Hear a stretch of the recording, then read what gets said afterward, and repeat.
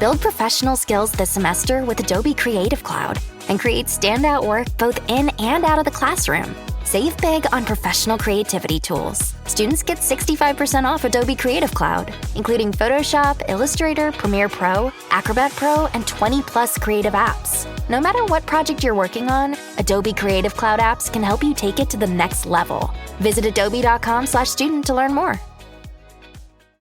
This is Let the Record Show, using common sense. Now, here are your hosts, Judge Richard Weinberg and Chairman Jesse Garcia. Welcome back to Let the Record Show with Chairman Jesse Garcia of the Republican Party. Jesse is the Vice Chair of the New York State Republican Party and the County Chair of the Suffolk Party. With us is our good friend, Eric Levine, noted commentator, essayist, and attorney. I'm Judge Richard Weinberg. Gentlemen, a funny thing happened on the way to the Truth Squad. A guy named Joe Biden just pardoned somebody named Hunter Biden. You should never use the word truth and Joe Biden in the same sentence. Right. Absolutely. As they once said they do not compute. Well, as someone once said, some wise Sage. wag once said about Hillary Clinton, a distant relationship to the truth. She has a distant relationship to the truth. So if you thought that Hillary dodging bullets was an issue, or Hillary making certain investments based on Wall Street Journal articles that never existed, let's pick up with Joe Biden, the serial plagiarist, serial liar, serial fabulist. But he promised everybody, including his fellow Democrats, that he was never going to pardon Hunter. That he was going to let the system play out. So what does he do? He pardons Hunter. And he comes up with this nonsense that the reason he's doing that is because his son was the victim of selective prosecution by the Justice Department. His Justice Department. His Justice Department, headed by his Attorney General and his FBI and his Justice Department attorneys, all of which ran interference for, and the IRS people too, ran interference for Hunter Biden, Jim Biden, and Joe Biden. That's what they did. There was a case there to be made against the whole family on this. Weiss, a total stooge, allowed the statute of limitations to run. It was on the most serious charges. Of course, and that's why you let it run, because it's a real problem for them. Because if they really got to the truth, you'd find there was influence peddling and a lot of grift, a lot of money going in excess of $20 million that we know about to the Biden family coffers for doing nothing but influence peddling. So he gives him this pardon, not just for crimes he pled guilty to, and not just things that might have been alleged, but for all crimes, whether known or unknown. Okay, so I want to get your thoughts on that. I want to add to that as you think about this, something else that's now popping through.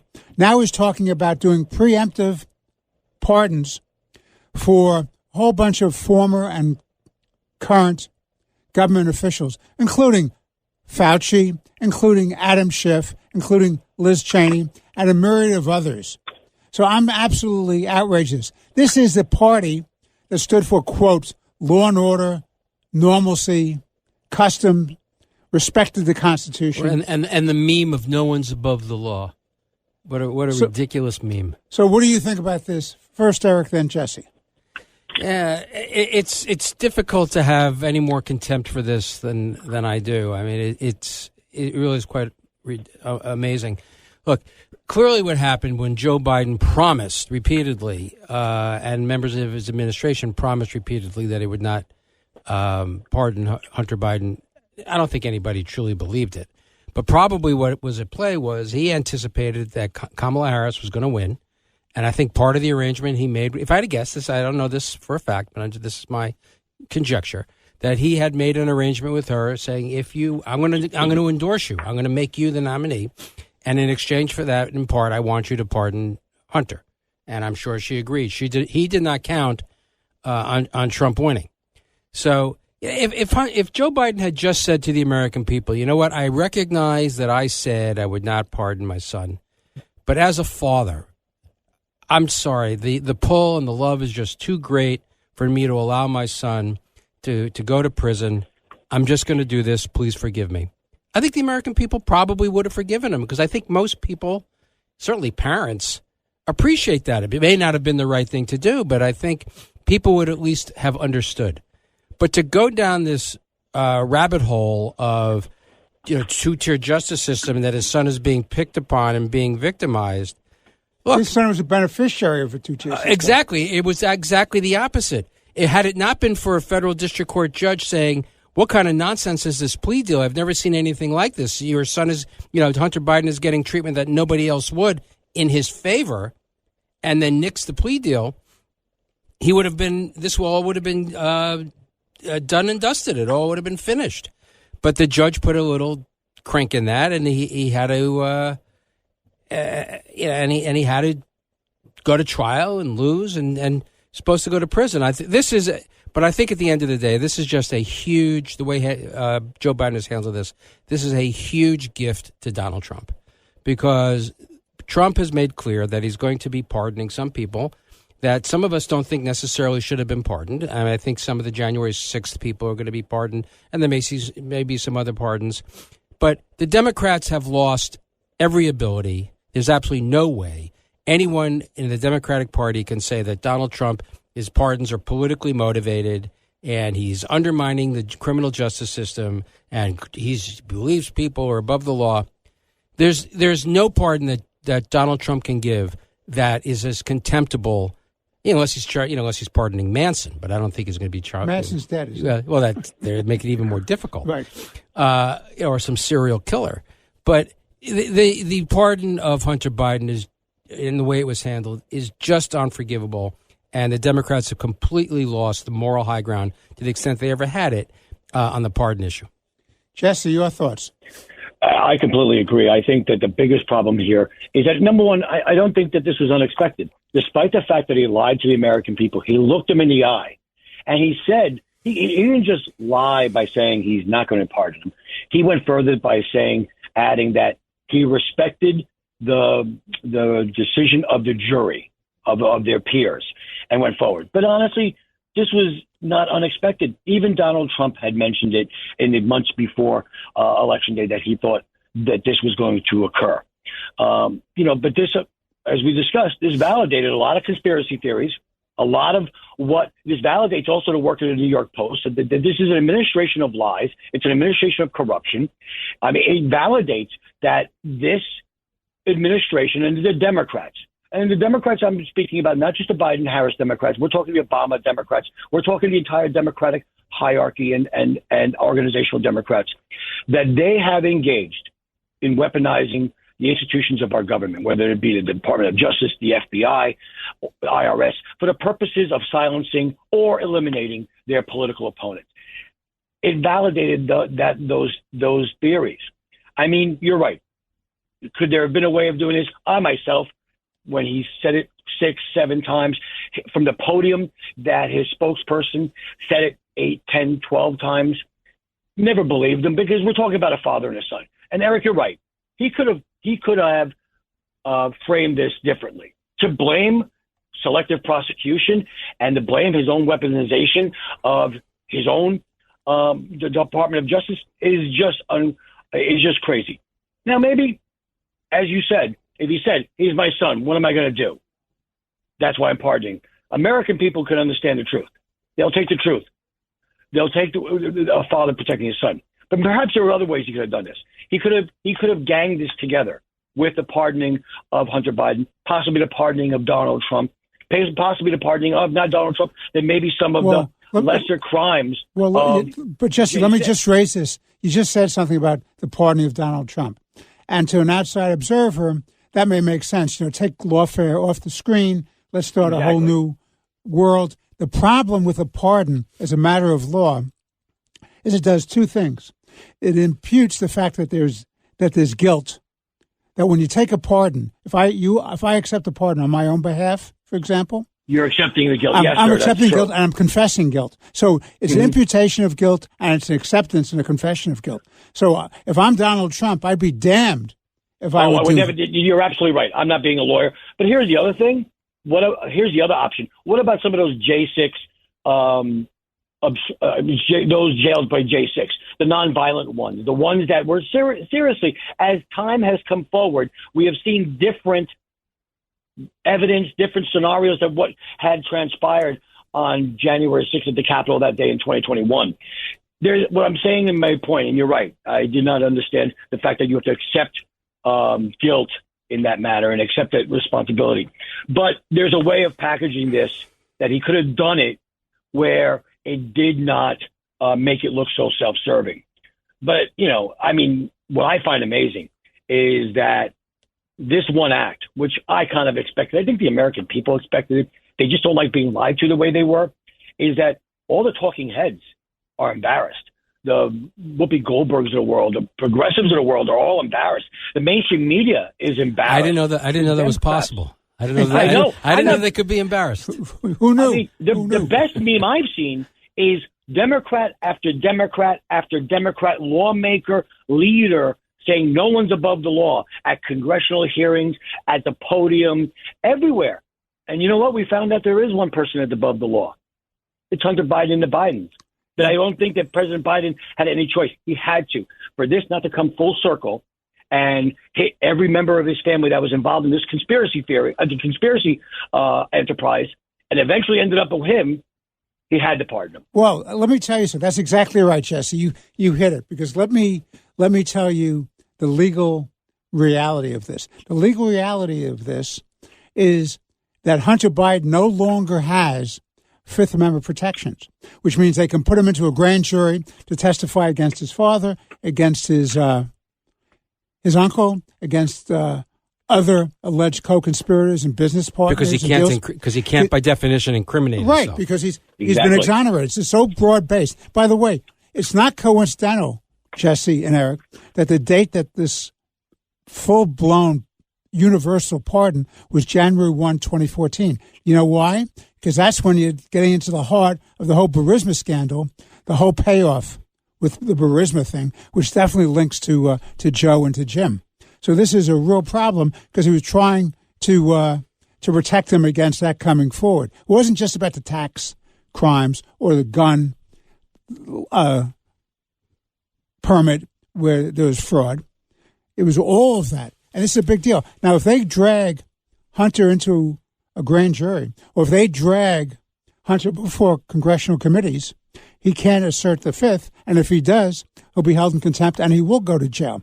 So what that means, and Andy McCarthy has written brilliantly about this, and he talked about it with us on Katz and Cosby, the fact of the matter is we can now anticipate other pardons coming forward for other members of the Biden family.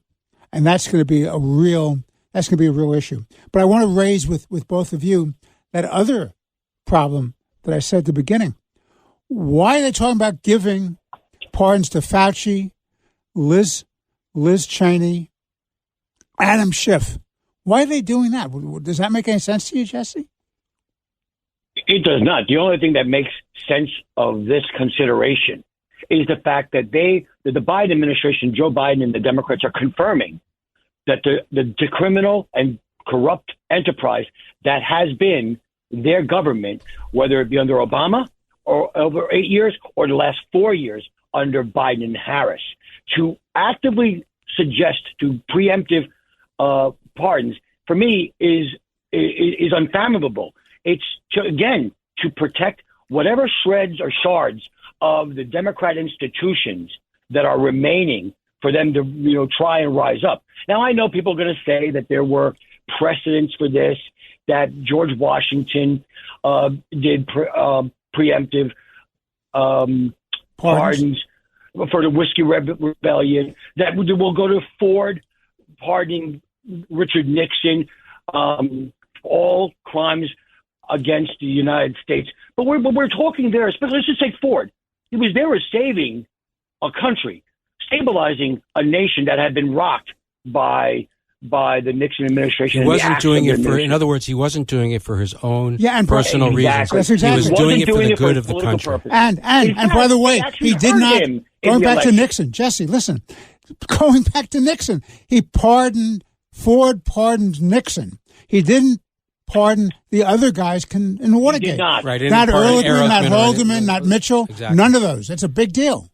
There is a big deal. And again, he did. When you point out, he only pardoned Nixon, and he didn't. His close conspirators, he wasn't pardoning, but he did that for the country. And let's be honest, that hurt Ford going into 1976.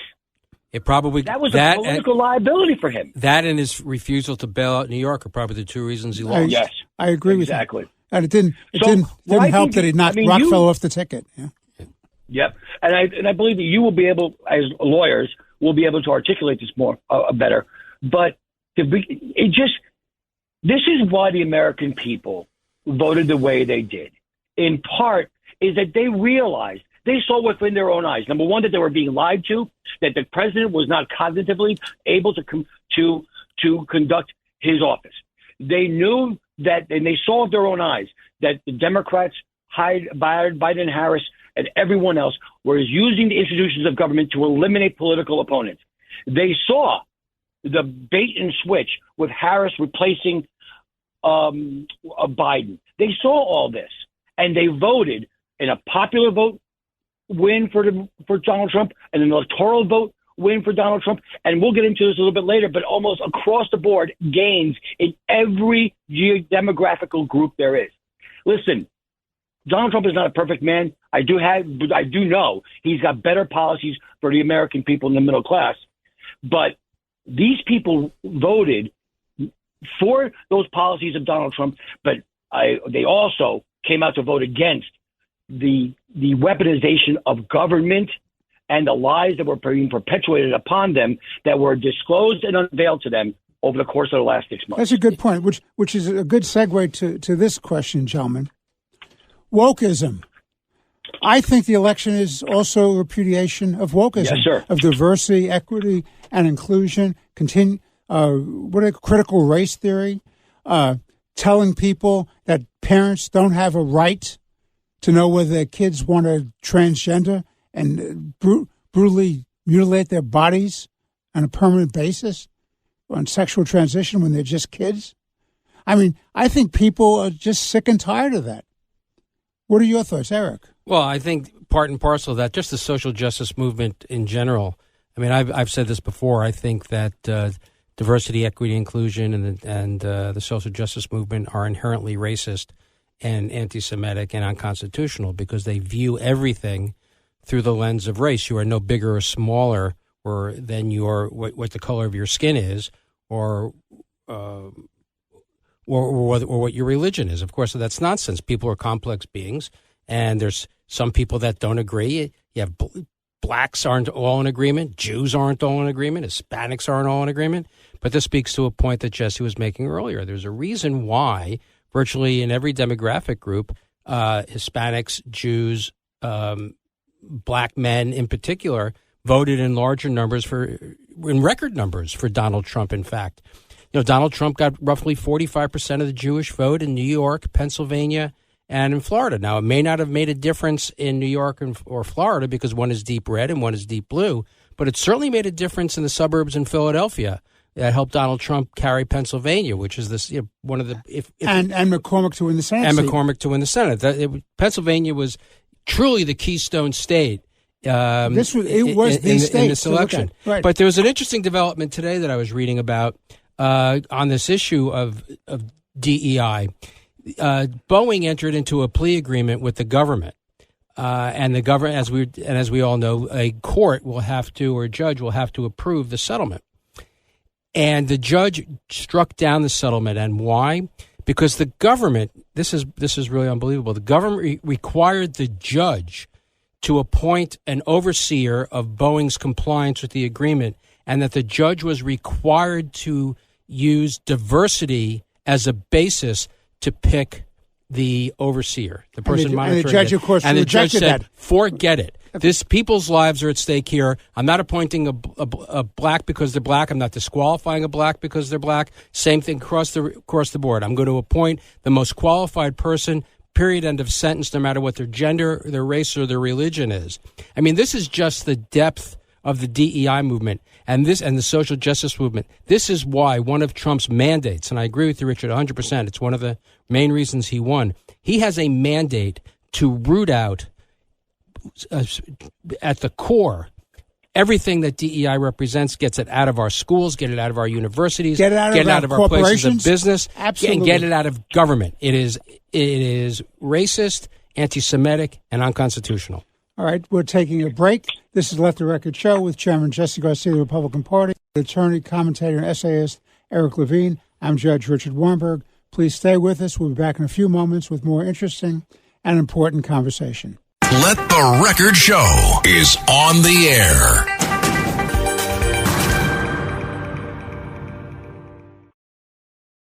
Parents of tweens, if you're familiar with far-off drop-offs... Dad, stop, right here. Or get DMs about what's for dinner, you may be experiencing tween milestones. For your son or daughter, these can start at age 9. HPV vaccination, a type of cancer prevention against certain HPV-related cancers, can start then too. For most, HPV clears on its own. But for those who don't clear the virus, it can cause certain cancers later in life. Embrace this phase. Help protect them in the next. Ask their doctor today about HPV vaccination. Brought to you by Merck. We off? 30 seconds of carefree bliss. Oof, like wind in your hair carefree. Oh, like using Clorox Disinfecting All-Purpose Cleaner in the home carefree. Yes. Like dog slobbing on the coffee table and cleaning it with Clorox Carefree. He's on a roll now. Spit toothpaste on the faucet. You got it. You got it.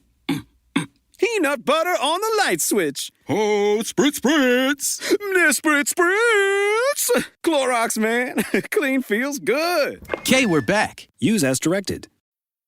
Fellas, you know Degree Cool Rush deodorant, right? Well, last year they changed the formula, and guys were mad about it. One dude even started a petition. So guess what? Degree heard us, admitted they messed up, and brought the original Cool Rush scent back exactly how it was. And it's in Walmart, Target, and other stores now for under $4. So grab some and remember why its cool, crisp, and fresh scent made it the #1 men's antiperspirant for the last decade. Degree Cool Rush is back, and it smells like victory for all of us.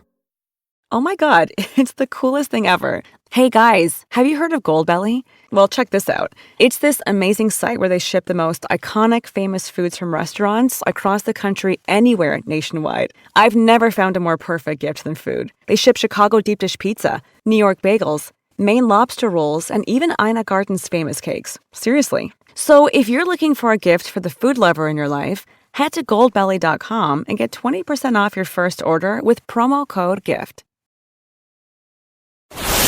This is Let the Record Show. Now, here are your hosts, Judge Richard Weinberg and Suffolk County Republican Committee Chairman Jesse Garcia. We are back on Let the Record Show with Chairman Jesse Garcia of the Republican Party. This is the chair of the Suffolk County Republican Party and the vice chair of the New York State Party. Eric Levine, noted commentator and essayist. I'm Judge Richard Weinberg. Jesse, when we took the break, you wanted to add some more thoughts about this cult of wokeism. Yeah, absolutely. Because earlier this week, we had several hundred members of the community at this annual Suffolk County Republican Committee's victory and holiday party. And the way I started out my remarks was that the era and the death of wokeism, cancel culture, and the defund the police is finally over.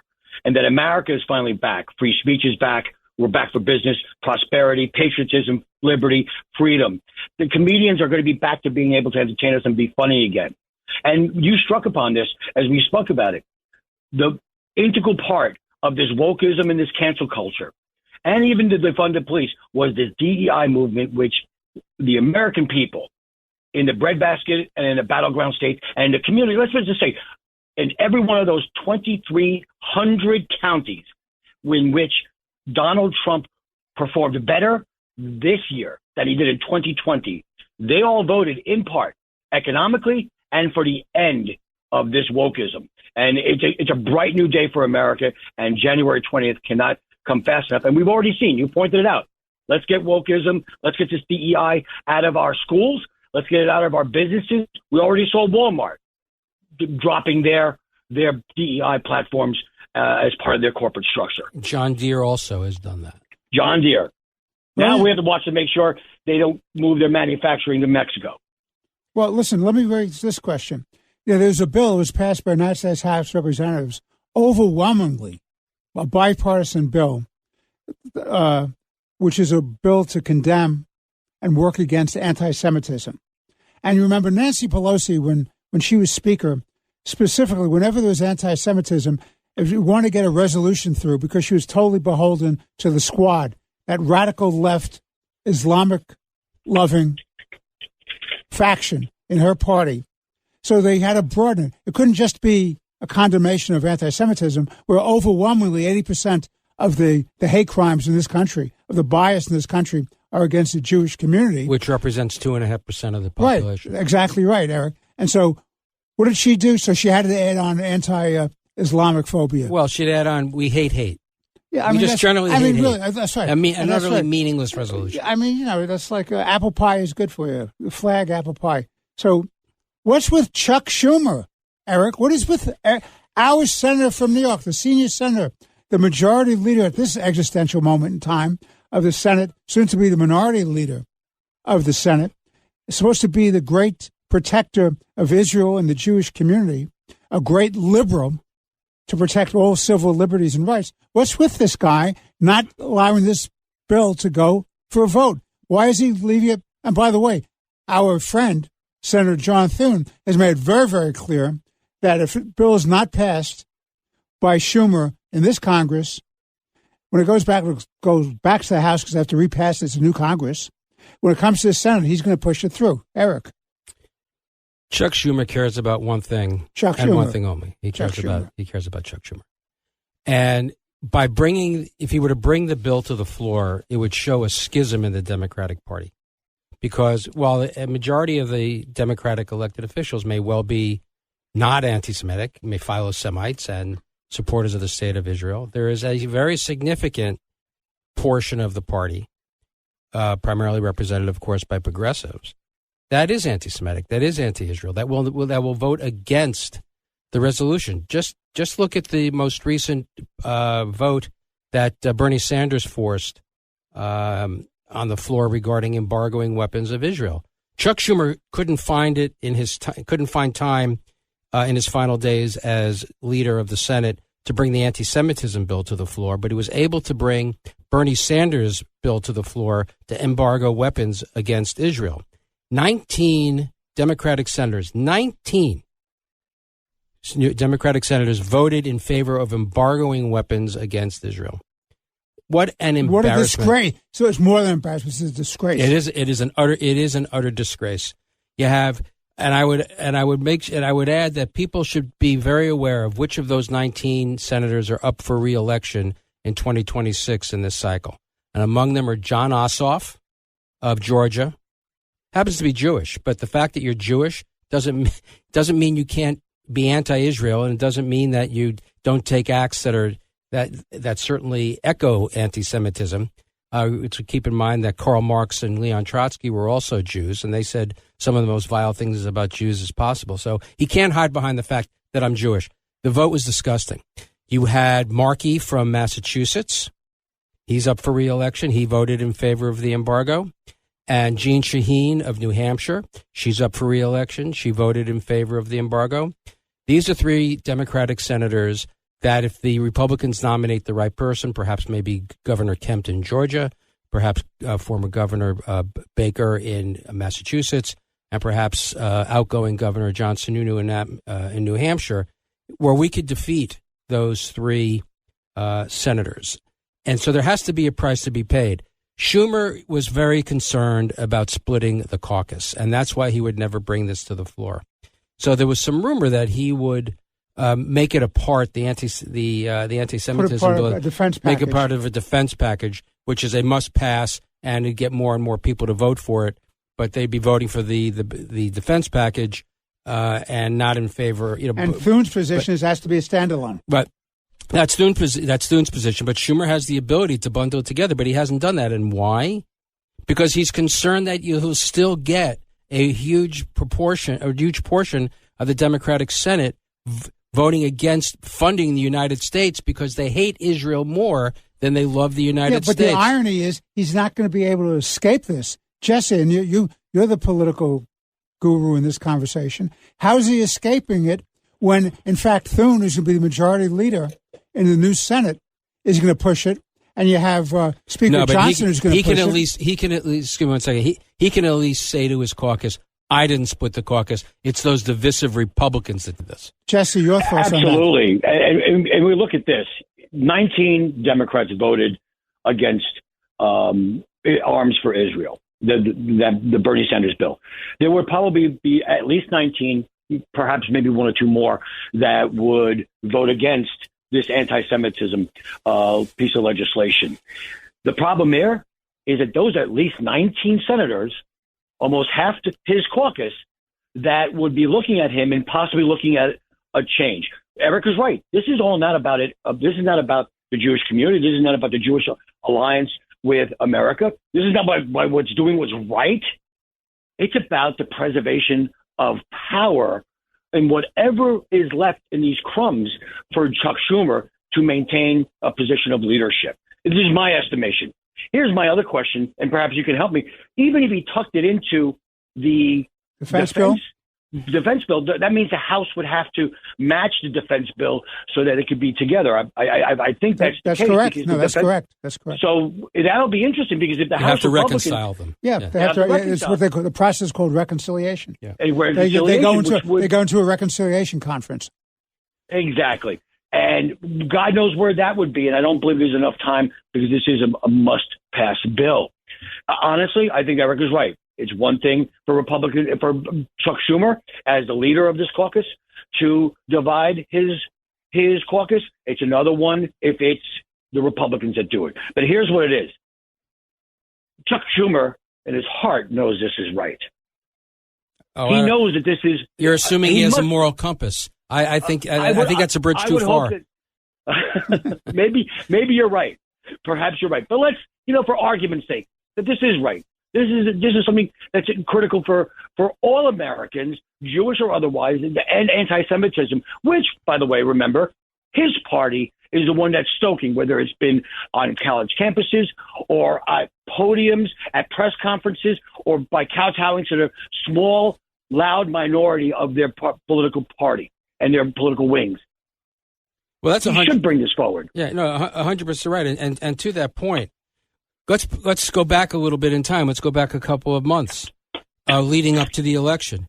Kamala Harris was working really, really, really hard to try and get the pro-Hamas, anti-Semitic, anti-Israel voters on our college campuses. The two-state solution. They really only want one state. They just want Israel destroyed, and then they'll be No. I mean the political map in the United States. Yeah, Minnesota and Michigan. Right. But to that point, so for Schumer to remain as majority leader, he needed to win Michigan. It wasn't enough. They did win Michigan, but he was concerned that if he were to back Israel too strongly during the election, he may undermine the Senate candidate in Senate Democrats. It would put his leadership at risk. But what was Chuck Schumer's response during the war? He wasn't interested in regime change in Iran. Chuck Schumer called for a regime change in Jerusalem. He said a free, open democratic society that had free and fair elections. He called for a new election to unseat a popular prime minister. Let's not forget, historical record is very clear, and this is let the record show, Obama and his people were funding operatives in Israel to campaign against Netanyahu years ago. Right. Well, the root of that is because they hate Netanyahu as a human being. Because he has the cojones to stand up against them. Right. Well, he stood up and he spoke out publicly against Obama's JCPOA nuclear deal, and he's never been forgiven for that. But so Schumer, rather than standing with Israel, called for a new election in Israel. He also, when he was asked about Joe Biden slow-walking weapons to Israel and being heavy-handed in its treatment of Israel as it had fought its existential defense for its life, Schumer said, I trust Joe Biden. Yeah, he had no position. So Chuck Schumer cares about Chuck Schumer. He's pro-Israel when it helps him. He's tepid on Israel when it helps him, and he's outright anti-Israel when it helps him. So let's try. thank God Chuck Schumer will be in the minority. It's shocking that he was just recently reelected to be minority leader, interestingly enough, by the Democrats. I guess he hates the Jews enough that he can hold that position. But thank God he's a minority leader. That's why I think that this bill was allowed to go on. This bill was not allowed to go on because there's at least 19 people that maybe created a problem for him. We already see problems going on the seniority on the House side of the Democratic minority. I don't mean to interrupt, but I do believe that this is a preservation of Chuck Schumer and his power, his position of power. Jesse, that's a great segue to my next question for you. I think, and we've talked about this from a different angle today and other times, but I think it's time for the Democrats to face reality. It's not the messaging of their ideological policies. They didn't do a good enough job explaining it, messaging it, making it clear enough. It's the policies themselves that have been repudiated. And Schumer, by continuing to do this, I think has failed to understand that message. Jesse, we have a couple of minutes in this segment. What are your thoughts? Sure, absolutely. What's crazy is that they don't want to look in the mirror. They have people like Bernie Sanders and the progressives in front of microphones, in front of the American people saying, they want to double down on their failed policies, whether it be cashless bail, open borders, government, the government running industries, critical industries like healthcare and energy in America. They did not get the message here on their failures of their policies. It's not the way they delivered the message. It's their actual policies, because the people are experiencing, after 4 to 6 years of experiencing their policies on the economy, on public safety, on the security of the border, the American people have felt it. They've seen it, and they voted that they don't like it. They want to change on that. In fact, it's been reported now that they're looking to even double down on more issues here in the state of New York, looking to pass more legislation that actually coddles criminals and hurts cops and judges. I don't get it, and it's amazing because they ran on several platforms that were rejected wholly. They ran on abortion, protection of abortion, which the American people saw through. They ran on the protection of democracy when they are the actual threats. The Democrats are the actual threats to democracy, and they ran on this transgender message that the American people rejected wholeheartedly. And you know what? You got to give credit, except for what he said about he still needs to be defunding the police. But Representative Richie Torres is already laying down the gauntlet for a primary or for a challenge to Hochul here in the state of New York. And he's trying to be a moderate voice. It's tough to be a moderate voice, though, when you say defund the police. Well, I mean, in fairness to Richie Torres, I think they dug up an old position, and he's changed his mind. I'll give him the benefit of the doubt because he seems to be outspoken these days. Yeah, I think Richie Torres is a man of substance and principle. I'm a big fan of Richie Torres. Yeah, I think he's done. Listen, I think he fought the fight against anti-Semitism and Jew hatred. I just want to end. You're not going to find a more eloquent speaker on the issue. I've known him. I've known him since he was local council. My point with Richie Torres is that he is already laying down the gauntlet, but I do believe that even his old comments about defunding the police will come back to hurt him. I agree with that. No doubt. I agree. Listen, the problem with having a record is that the record can be used against you. And we will let the record show. And let the record show. And political leaders like myself will use your record against you. I'll tell the truth about your record. Okay. As long as you tell the truth about my record and Eric's record, we're not too concerned, Jesse. Our records are impeccable. Except don't ask my wife. All right. And forget about my daughters. All right. This is Let the Record Show with our impeccable record with Chairman Jesse Garcia of the Republican Party, noted attorney, commentator, and essayist Eric Levine. We'll be back in a moment with more interesting and important conversation. Please stay tuned. This is Let the Record Show.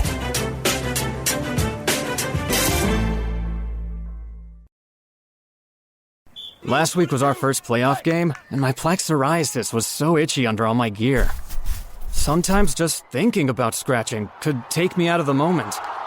And then my doctor told me I could get clearer skin with a pill called Otezla.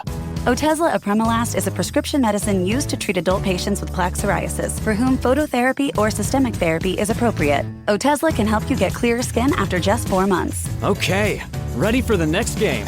Talking to my doctor about a pill was a total game changer. Don't use Otezla if you're allergic to it. Get medical help right away if you have trouble breathing or swallowing, swelling of the face, lips, tongue, throat, or arms. Severe diarrhea, nausea or vomiting, depression, suicidal thoughts, or weight loss can happen. Tell your doctor if any of these occur and if you have a history of depression or suicidal thoughts. Live in the moment. Ask your doctor about Otezla. Call 1-844-4-OTESLA or visit Otezla.com for prescribing info about cost, and more. This episode is brought to you by Progressive Insurance. Do you ever find yourself playing the budgeting game? Well, with the Name Your Price tool from Progressive, you can find options that fit your budget and potentially lower your bills. Try it at Progressive.com. Progressive Casualty Insurance Company and Affiliates. Price and coverage match limited by state law. Not available in all states. At Arizona State University, we're bringing world-class education from our globally acclaimed faculty to you. Ranked #1 in innovation for 10 consecutive years and #2 among public universities for employability. ASU isn't just ahead of the curve. It's creating new paths to success. Earn your degree from the nation's most innovative university. Online, that's a degree better. Explore more than 300 undergraduate, graduate, and certificate programs at asuonline.asu.edu. This is Let the Record Show. Now, here are your hosts, Judge Richard Weinberg and Suffolk County Republican Committee Chairman Jesse Garcia. We're back on Let the Record Show with Chairman Jesse Garcia, the Republican Party, noted commentator and essayist Eric Levine. I'm Judge Richard Weinberg. Switching gears, gentlemen, there is a crisis in the Middle East as we speak. We're talking about Syria's under attack by Islamist rebels. And what does that mean for Russia? What does it mean for Iran? What does it mean for America? What does it mean for Israel? What does it mean for the rest of the world? Let me preface my remarks by saying to you, gentlemen, there are no good guys here. The Islamists are a threat. It's the resurrection of ISIS and Al-Qaeda, which is a threat to Western civilization. They're backed by Turkey and Erdogan. This guy is an Islamist to his heart. He's not a good guy, even though Turkey's a member of NATO. He's a threat. His rival for leadership of the radical Islamist anti-Western bloc is Iran. So this puts them at loggerheads against each other. The fact is that Russia is in a weakened position because of the Ukraine. Iran is in a weakened position because of the Hamas attack against Israel, and Israel then having to fight Hezbollah, who then attacked Israel on the day after the October 7th attack, on October 8th. Hezbollah joined in. They thought it was just swell to have this ring of fire against Israel.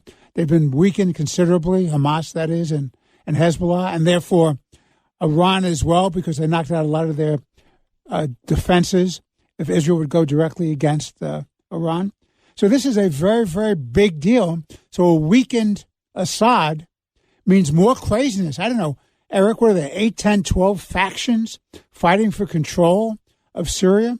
And by the way, don't forget the Kurds have always been shortchanged by the United States and the whole world. They're entitled to their own nation state, too. Yeah, we use them, and then we ignore them. Well, let's remember, in 2018, 2019, my son was in Syria with the Marines. He led a mortar platoon there fighting ISIS. And the people they fought with the most that were supportive and that we were supporting were the Kurds. So the Kurds, for the most part, are our allies. But what's going on in Syria today, it's not so much that there's an attack on Syria. There's an attack on the Assad regime. Exactly. So Assad is Iran's closest ally in the Arab world. Assad is Russia's closest Arab ally in the world.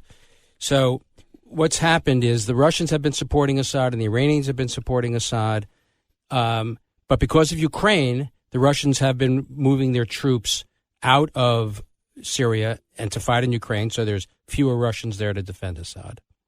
And because of the October 7th and the war between Israel and fighting between Israel and Hezbollah in Lebanon, Hezbollah was the terrorist organization that Iran was using to support Assad in Syria. But they've now been withdrawn from Syria They went to Lebanon to fight the Israelis. So Assad was left somewhat naked. The Syrian army is, to say the least, ragtag. It's pathetic. So Turkey saw this. Turkey has had its eyes on Syria for a very long time. It's on Turkey's southern border. As you pointed out, Erdogan is an Islamist. He's actually he's an Ottoman. He wants to rebuild the Ottoman Empire, which Syria was a part of. So he is supporting Hayat Tahrir al-Sham. Who are they? They were one of the terrorist groups that was allowed to sprout in Iraq in 2011 when Obama prematurely left Iraq over the advice of his generals. So he left. ISIS sprung up. That was the most that's the most famous of the radical al-Qaeda offshoots. But Hayat Tahrir al-Sham is another one. Before the Americans eventually went back in 2015, and Americans died to try and retake land we had originally conquered. But in any event, before the Americans went back, Hayat al-Sham moved into Syria, and they've had a presence there since 2011. And the Russians were there because Obama wouldn't enforce his red line. Remember, in 2012, when we saw a lot of chemical weapons moving around, Obama said famously said that this is a red line. If you use these chemical weapons, we're going to attack you. And then, of course, he used the chemical weapons. And because Assad was Iran's closest ally in the world, Arab ally in the region, he was afraid that if he did something to Assad, it undermined the Iran deal. Exactly, it would undermine the Iran nuclear deal. So he begged Putin to bail him out. So what did Putin do? Putin persuaded Assad to disclose his known chemical weapons and did nothing about his unknown chemical weapons and other weapons of mass destruction. And in exchange for this great act, Obama agreed not to object to a permanent Russian presence in Syria. That's the first time the Russians had a permanent presence in the Arab world since Anwar Sadat threw the Soviets out of Egypt in 1973 as a prelude to the Camp David Accords. So Obama he's the one who concocted this stew. So now, because by the way, he's a great genius, Obama. Everybody says how wonderful and brilliant he is. Well, they'll explain it as he's true. You see, it is a genius. He's the one who brought about the Abraham Accords because everybody rallied around fighting Iran. That's the mindset of these lunatics. But in any event, so the huge losers here, aside from Assad, are the Russians and the Iranians. But the Israelis, on the one hand, have a huge win. They also have some problems, but the huge win is that Hayat Tahrir al-Sham is Sunni, and they hate the Iranians. And the way the Iranians arm Hezbollah in Lebanon is they transit munitions across Syria into Lebanon. Now these guys are there. They've cut that off. The Iranians can no longer arm Hezbollah through Syria. So that's a huge win for the Israelis. Now the Iranians are talking about potentially putting troops in to Syria to defend Assad. That will be a red line for the Israelis. The Israelis will now allow the Iranians in a country that borders Israel. The Iranians, if they were to move into Syria, as some have suggested, will precipitate another war, will be an escalation of the war between Israel and Iran, which is really what's going on there now. Then there's some talk about the Turks moving south into Syria. Now, Turkey, as Richard pointed out, may be a member of NATO, but they're not such good guys. Erdogan is really problematic. And again, the Israelis cannot allow the Turks to share a border with Israel. Erdogan has been very anti-Israel. He's been very vocal in condemning the Israeli effort to defend themselves. He's an ally, maybe in name only. We have to possibly rethink. The United States has to possibly rethink our relationship with Turkey. But that's a slightly different issue.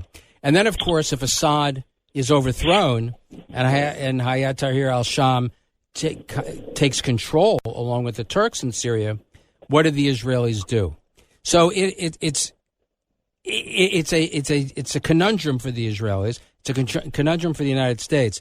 But certainly right now, the best thing for anyone to do, whether the United States or Israel, plague on both their houses, kill each other, have a party, have a great time, and eventually there'll be a winner. It'll drag on for quite some time, and at that point, we'll figure out between the United States and Israel and our Sunni Arab allies, we'll figure out what's the best approach. But just know that this is a huge loss for the Iranians and the Russians. Jesse, what are your thoughts on this? Absolutely. I mean, I don't know how much of that. That was fantastic what Eric just shared with us. And as we said off air, this is a battle. There are no good guys in this battle. There are no good guys in this battle at all. And you know what? Eric's right. Let's just sit back and see what happens, because here are a bunch of bad guys who are going after each other. It is a mixed bag, as was articulated just before by yourself and by Eric. Israel has no friends and no real options here. We have to stay vigilant. So does the United States, because as I've done some looking back at this, this Russian-Syrian connection goes back to the Cold War era where the Soviet Union was arming Syria. But seriously, Iran here has the biggest problem, as we were pointing out. Syria is part of their proxy network. They're part of their network of proxies that have been taken on terrorist acts against the region to try and influence themselves. Both Russia and Iran have backed President Assad, but these are going to become problems for Baghdad, Damascus, and Beirut.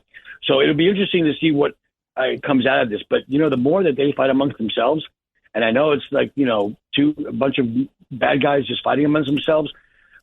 We have to watch that. He needs to watch that. So does Israel. And the one thing that I do have some hope for and faith in is that whereas there have been the past 4 years and during the 8 years of Obama, there has been reluctant, slow support of Israel. The Trump administration has made it very clear. They stand shoulder to shoulder with Israel, and that the partnership that led to the Abraham Accords is going to be back in place to defend against these type of incursions and these type of problems for them on their northern border. Jesse and Eric, I'll tell you what my problem with this is. And I'm all for the bad guys killing each other in perpetuity. They could have 100 years war, as far as I'm concerned. I don't have a problem with that. What I do have a problem with is, there's no doubt, and Eric alluded to this, there are weapons of mass destruction under control of Assad, chemical weapons and other weapons. And if you have a failed state and these weapons are not contained or destroyed, who's going to get them? Who's going to sell them to which terrorist group? Who's going to use them in the region? So this is a very, very dangerous situation, all brought to you by the wonderful Obama-Biden people. This is another world crisis brought to you by naivete, stupidity, and ideology. It has nothing to do with reality. This is what appeasement gets you. This is what appeasement gets you. Now, it's interesting. I happen to think that relatively soon Assad's going to fall, because the Russians typically stand shoulder to shoulder with their allies or their friends, as vile human beings as they may be. And Assad is one of the world's worst. But killed his own people with chemical weapons. Yeah, and he's a child compared to his father. I mean, he's a piker compared to his father, who's killed thousands and thousands more, including innocent Palestinians. But the Russians, in this case, are not supporting him. They're leaving. They're literally picking up and leaving. They're abandoning military bases, and they're getting out. They're just stretched too thin. So Assad is being left to his own devices, and he's just not capable. So maybe Putin will go back to North Korea and get another 10,000, 100,000. Yeah, but the Koreans to go in there. Yeah, it doesn't appear that that's happened. The Russians would stay and give them cover when they came. So I don't see that happening. So it's really going to be interesting to see what the Iranians do. Iran is really Assad's only hope of holding on, and Iran needs Assad. That'll be interesting. But as I said before, there is no way I can imagine that Israel is going to allow an Iranian military presence in Syria. Well, let me ask you this, that you guys can help me out with. You have a question? As you said, they've abandoned. They're abandoning. They're pulled out of their bases now. Syria is critical to them because it gives them a gateway to the Mediterranean. With this civil war, basically, that's going on right now in Syria, and them abandoning bases and possibly not having access to the Mediterranean, what does that do to Russia long-term, short-term and long-term? Well, I mean, the Russians have had this problem since in perpetuity because they don't have any warm water bases. And that's why it was so critical and such a big deal. Well, one of the reasons when Sadat threw them out of Egypt in 1973, they really didn't have a foothold in the Middle East anymore. And Syria, as you point out, has been really their only presence in the Mediterranean. So what does it do to them?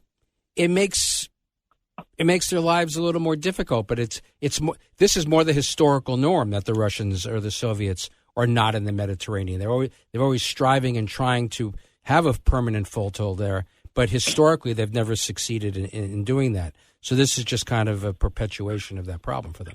All right, we only have a couple of minutes left. Let me raise this question for Jesse and for Eric. There's a so-called ceasefire between Israel and Hezbollah. And the question is that going to hold, and what does that mean? And also, as we're talking today for our show, there are also going to be talks about a ceasefire, and the Israeli delegation is be going to talk about this as well, about a ceasefire against Hamas. Eric, what are your thoughts about that? Well, I think there are two different sets of factors when you talk about the ceasefire in Lebanon and the ceasefire in Gaza. In Gaza, Hamas is basically defeated. They're basically done for. And the Israelis are at a stage where, on their terms, that they can get a lot of these hostages out. And if they can do that with a 45-day ceasefire, 50-day ceasefire, whatever they're talking about, then they should do it. Then they got to get these hostages home. And they're even willing to exchange some prisoners, some criminals that are sitting in Israeli prisons. Yeah, but let's not do it the same mistake, give them thousands. You know, I understand. And let's also remember that Yahya Sinwar was one of those guys that was exchanged for Gilad Shalit. So you may have saved an Israeli soldier's life, and how many Israelis and Jews and Americans have died because of that swap. But in this circumstance, because the Israelis have clearly won in Gaza, that if this is the cover that Hamas needs or the Arabs need to get these hostages home, get the hostages home. In Lebanon, it's a different set of factors. I think we talked about this in the show last weekend. You know, the Israeli reservists need some time, need some space. The Israeli economy needs to recover. But the ceasefire, in my opinion, in Lebanon only makes sense if the Israelis are planning on turning their fire on the root of this problem, and that's the Iranians. To fight, to be spreading yourself thin and fighting in Gaza and in Lebanon and the West Bank and in Yemen and in Syria and Iraq, Israel is a country of finite resources. So be most effective, be most efficient. And the way to deal with all those problems is to go after Iran. Go after Iran, of course. While there may be a ceasefire in Lebanon, I am hopeful that the Israelis, with American support, if not outright American participation, will take the fight to the Iranians, to the Iranian regime. And so, Jesse, I want to ask you this final question. Do you think that Donald Trump is going to do what's necessary to take down Iran? I do believe he is. I do believe the Trump administration, just by the individuals that he has been placing in position, both as in the Middle East specifically, and his national security team, his Secretary of State, I believe that is, that is a clear message of, number one, we are going to go into a doctrine of peace through strength. The United States is going to carry a big stick. I also believe that he is utilizing language far better than he has ever had before. He is helping to effectuate policy before his term begins on January 20th through language, and he's getting the attention of world leaders. I believe he and his record has demonstrated that. Everyone said that we should have moved our embassy to Jerusalem. No one wanted to move it. They always came up with a different story, a different problem. There was a bureaucrat, a deep state bureaucrat that would say, no, we can't do this. We'll disrupt the balance there. It was Donald Trump that said, no, we are moving our embassy there. He was an unabashed supporter of Netanyahu and the state of Israel. I cannot see that changing anywhere. And his actions in the Middle East leading up to that, the elimination of ISIS specifically, I do not think that we could have thought, or we could have foreseen, that more than 200 incidents in which American troops were attacked by Iranian proxies would go without a response. That was not the case under the Trump administration, under their foreign policy in the region. And I do believe that his presence and his foreign policy, his team especially, is going to bring balance and stability to that region. Well, we have to sign off. This has been Let the Record Show with Chairman Jesse Garcia of the Republican Party, noted commentator, essayist, and attorney Eric Levine. I'm Judge Richard Weinberg. We thank you for listening. We look forward to being with you again next week. God bless you. God bless America. God bless your families. Thank you for listening.